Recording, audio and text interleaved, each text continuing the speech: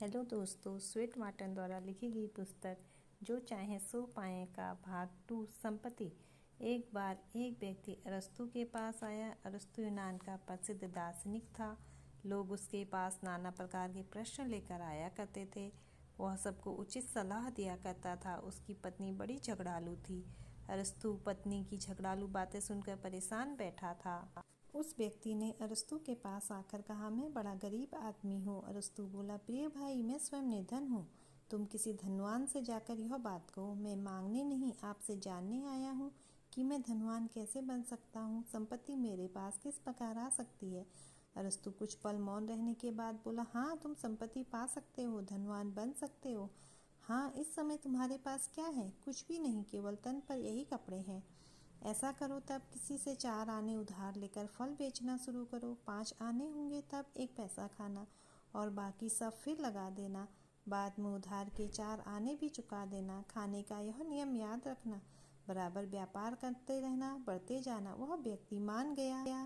उसने अरस्तु की बात पर अमल किया। पहले फुटपाथ पर टोकरी रखकर फल बेचे। 1 आना मुनाफे में से केवल 1 पैसे में गुजारा करता। 3-4 माह ठेला लगा लिया। वर्ष भर बाद दुकान कर ली। कई माह बाद फलों का बड़ा व्यापारी हो गया। जब पैसा हो गया तो और भी व्यवसाय शुरू कर दिए। इस प्रकार वह संपत्तिशाली हो गया। उसकी इच्छा पूरी हो गई।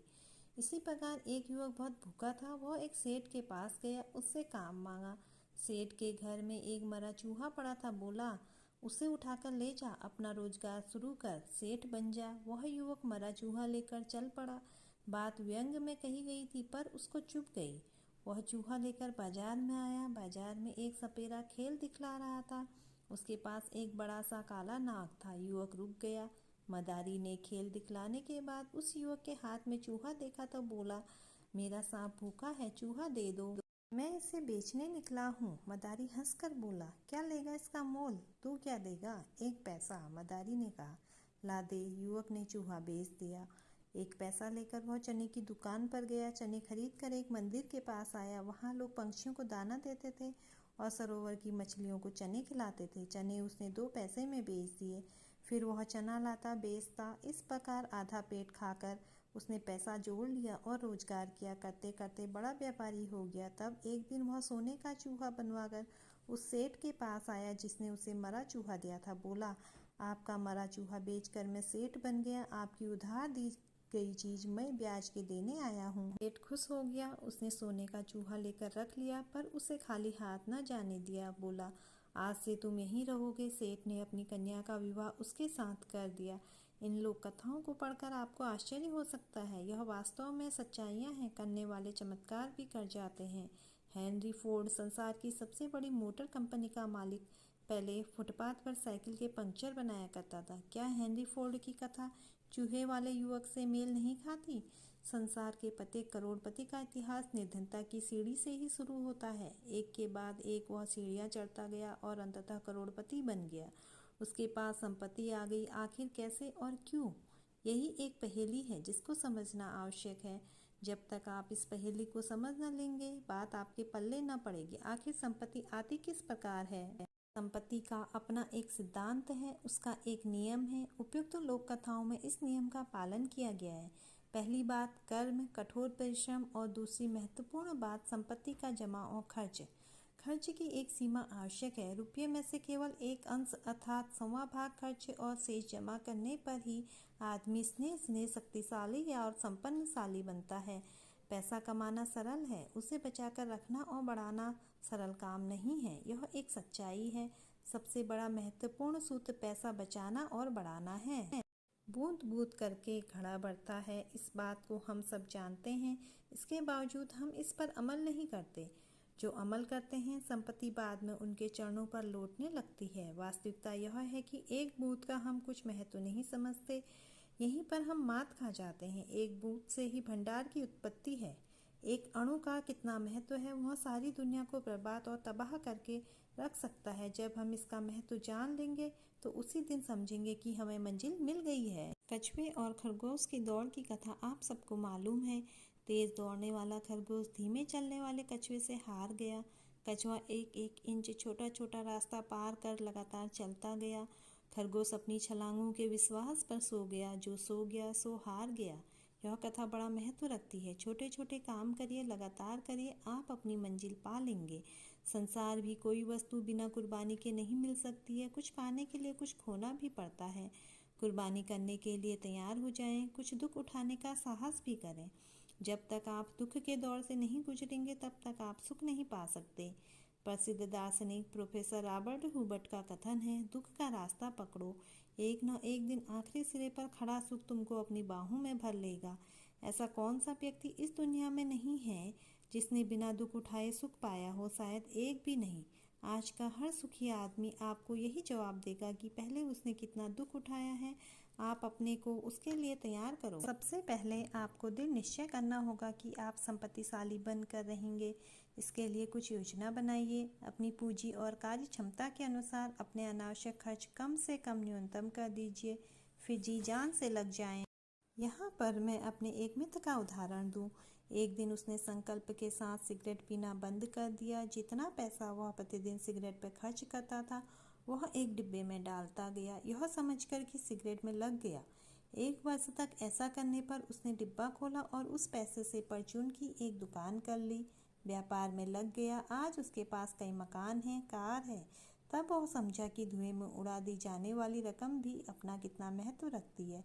एक अर्थशास्त्री का कथन है कि मनुष्य का 87% खर्च अनावश्यक खर्च होता है। इतना पैसा वह अपने व्यर्थ के व्यसनों पर खर्च करता है। मनुष्य की मूलभूत आवश्यकता क्या है? भोजन और कपड़ा। कम से कम कीमत वाला शुद्ध और उचित भोजन, कम से कम कीमत वाले उचित कपड़े।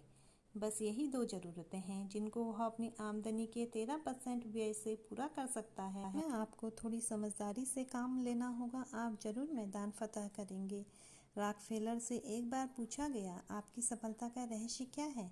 कोई भी काम करने से पहले मैं उस पर खुद अध्ययन कर लेता हूँ। हड़बड़ाहट या शीघ्रता से काम नहीं करता और न ही कोई जोखिम वाला काम करता हूँ। रॉकफेलर का यह जवाब बड़ा कीमती है, इसको ध्यान में रखिए। कोई भी काम करने से पहले उस पर खूब मनन कीजिए। मान लीजिए आप अपनी पूंजी की सीमा के अनुसार कोई व्यापार करना चाहते हैं तो सबसे पहले उस पर विचार करें। उतना ही काम करें जितना आपके बूते में है। बूते के बाहर की योजना न बनाएं। जब तक पूर्ण रूप से संतुष्ट न हो जाएं, अपना पैसा न फंसाएं। सबसे बड़ी बात यह है कि आप किसी पर निर्भर रहकर किसी कार्य को न करें, अपने बूते पर ही करें। किसी के कंधे पर बैठकर चलना हमेशा खतरा है, आप लंगड़े हो जाएंगे। योजना बनाइए, मनन करिए, कमाया गया पैसा संभालिए। आने वाला पैसा मुट्ठी भींच कर रखिए। अनावश्यक रूप में एक भी खर्च मत करिए। एक नियम बनाइए कि मैं इतना खर्च करूँगा, भले ही उसमें आपको केवल एक वक्त खाना मिले। मेरा एक मित्र है, मैं उससे मिलने गया। उस समय 2 बज गए थे। मेरा मित्र कार्यरत था। मैं जाकर बैठ गया, तभी उसकी पत्नी आ गई। खाना खा लीजिए, बस अभी आया। वह बोला। मैंने मित्र से पूछा, क्या बात है, अभी तक खाना नहीं खाया? वह मुस्कुराकर बोला, आज कुछ ऐसा चक्कर पड़ गया कि मैं उतने का काम नहीं कर पाया जितने का मैं खाना खाता हूँ। जब कर लूँगा तब खाऊँगा, बस हो ही गया है। बात सुनकर मैं चुप रह गया। मित्र ने बतलाया, जब तक वह अपने खर्च के बराबर काम नहीं कर लेता है तब तक खाना नहीं खाता। देखा आपने? इसी पर मैं भी अपने मित्र की सफलता का रहस्य समझ गया। जब तक आप इस प्रकार के सिद्धांत नहीं बना लेंगे तब तक आप जीवन में सफलता प्राप्त नहीं कर सकते हैं। यह एक मानी बात है। संपत्ति कोई बड़ी चीज नहीं है।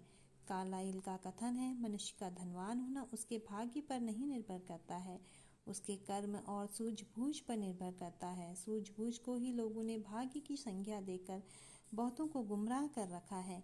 बचपन में सुनी एक लोक कथा आपको बतलाता हूँ। 2 मित्र थे। एक मित्र बोला, तेरा भाग्य खराब है। मैं भाग्य को नहीं मानता। साबित कर इस बात को, चल मेरे साथ। भाग्य को न मानने वाला एक आम के पेड़ के नीचे ले आया। उसको खूब पके आम लटके थे और हवा के झकोरों से टूट टूट कर गिर रहे थे। मित्र बोला, तू लेट जा, मुंह खुला रख, तेरे भाग्य में आम होगा तो मुंह में आकर गिरेगा। मित्र मान गया, लेट गया। वह शाम तक पड़ा रहा। एक भी आम उसके मुंह में आकर न गिरा। दूसरा मित्र आम उठाकर खा गया। अंत में भाग्य को मानने वाला मित्र हार गया। भाग्य बड़ा कि कर्म? इस प्रकार यह उत्तर है कि भाग्य नहीं, कर्म बड़ा है। कर्म के बल पर आदमी अपने भाग्य को भी बदल सकता है। अतः हमेशा कर्म पर विश्वास रखो। जब तक आप कर्म न करेंगे आपको कुछ न मिलेगा। कर्म की ही दुनिया है। वाहन चालकों के लिए एक नारा है, सावधानी हटी दुर्घटना घटी। यह नारा वास्तव में जीवन के हर क्षेत्र में बड़ा सार्थक है। जीवन के प्रत्येक क्षेत्र में लागू होता है। आपकी सावधानी हटी और दुर्घटना घटी। दुर्घटना से आशय केवल शारीरिक चोट से ही नहीं है, वरन अन्य प्रकार की हानि से भी है। आर्थिक हानि, मानसिक हानि एक प्रकार की दुर्घटनाएं ही मानी जाएंगी। अतः सतर्कता आवश्यक है। प्रत्येक कार्य सतर्कता से करने वाला धोखा नहीं खाता है। कम से कम संपत्ति, व्यापार, लेन देन के मामले में सतर्कता बरती जानी चाहिए। अपने सिद्धांत बना लेने चाहिए और उनका कड़ाई के साथ पालन करना चाहिए। मुझे एक ने आकर बतलाया कि उसका एक मित्र बड़ा सनकी है। क्यों, क्या बात हो गई? वह अपने कामगारों की 1 सप्ताह की तनख्वाह हमेशा दबाए रहता है और 1 पैसा एडवांस भी नहीं देता। इसका कारण क्या बतलाता है? उसका कहना है कि एडवांस देने पर मजदूर लापरवाह हो जाता है और हिसाब किताब पूरा रखने पर वह कभी भी छोड़कर चला जाएगा। यह उसका मत है। मैं चुप रह गया। क्या इसी कारण तुम उसे सनकी कह रहे हो? हाँ, यह सनकीपन नहीं तो और क्या है? वह हंसने लगा। मैं मुस्कुरा पड़ा। बोला, तुम्हारा मित्र अवश्य संपन्न होगा और उसका कारोबार खूब चल रहा होगा। हाँ, क्या तुम उसे जानते हो? नहीं, मैंने बतलाया। तब तुमने कैसे कह दिया कि उसका व्यापार खूब चल रहा है और वह संपन्न है? उसका व्यवहार सुनकर। हाँ, मजदूरों का गला काटने वाला हमेशा संपन्न होता है। मेरा मित्र व्यंग से बोला। नहीं दोस्त, वह सफल व्यापारी है। वह केवल 1 सप्ताह का ही वेतन रोकता है, बाकी पैसा ईमानदारी से देता है। वह 1 सप्ताह का पैसा इसलिए रोकता है कि मजदूर उसको छोड़कर न जा सके, बराबर उसके यहाँ रहें। जाएगा तो 1 सप्ताह का वेतन देकर जाएगा। फिर वह एडवांस भी नहीं देता। एडवांस देकर मजदूरों को बिगाड़ने की बात है। सिद्धांततः वह सफल मालिक है, इसी कारण संपन्न है और उसका कारोबार खूब चल रहा है। मेरी बात पर वह चुप रह गया। शायद यह बात आपको भी कड़वी लगे, परंतु यह व्यापार का सर्वोत्तम सिद्धांत है। यह कारोबार की सफलता का रहस्य है। यह एक व्यावहारिक सावधानी है। निश्चय ही जब मजदूरों के साथ वह इस प्रकार का व्यवहार करता है तो खरीदार अपने ग्राहकों के साथ कैसा कड़ा व्यवहार करता होगा। यही उसकी सफलता का रहस्य है। संपत्ति का बचाव सतर्कता से होता है। संपत्ति पिंजरे में बंद चिड़िया के समान होती है। जरा सा मौका मिला कि पिंजरे से फुर्र। संपत्ति कौन नहीं प्राप्त करना चाहता? पैसा किसे प्यारा नहीं है? जेब में सैकड़ों रुपया रहने पर भी राह चलते पड़ा एक छोटा सा सिक्का भी आदमी उठा लेता है। यह उसकी संपत्ति लोलुपता का प्रतीक है। संपत्ति प्राप्त करना वास्तव में एक तपस्या है। इस तपस्या को करने के लिए बड़ा साहस, बड़ी हिम्मत चाहिए। जब तक दृढ़ संकल्प, कठोर श्रम न होगा, संपत्ति पास नहीं आ सकती। वास्तविक योग्यता, दृढ़ संकल्पता, निरंतरता, यह गुण प्रत्येक मनुष्य में है। प्रत्येक मनुष्य के पास यह गुण जन्मजात है। आवश्यकता है तो बस इस बात को पहचानने की, इस बात पर अमल करने की। प्रकृति हमसे बार बार कहती है, हे मनुष्य, मैंने तुझे सब कुछ दे रखा है, तेरे भीतर सब रखा है, तू पहचान और प्राप्त कर ले। शेक्सपियर के अनुसार वास्तव में प्रत्येक मनुष्य के भीतर सब कुछ है, उसे और क्या चाहिए? अपने भीतर वह झांकते जाएगा तो उसे नजर आएगा। तो अब भी समय है, जाग जाओ। कुछ भी उम्र हो, चिंता की बात नहीं, बस लग जाओ, सब मिलेगा। कुछ लोग उम्र का रोना रोते हैं कि जिंदगी रह ही क्या गई है। ऐसी बात नहीं है।